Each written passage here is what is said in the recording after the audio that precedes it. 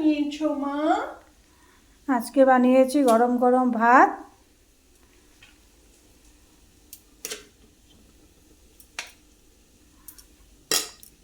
আর বানিয়েছি মূলা দিয়ে ডাল, মুসুর ডাল,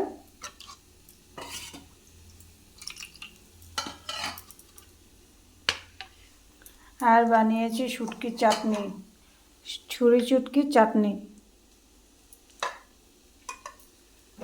আর বানিয়েছি ডিম ভুজি,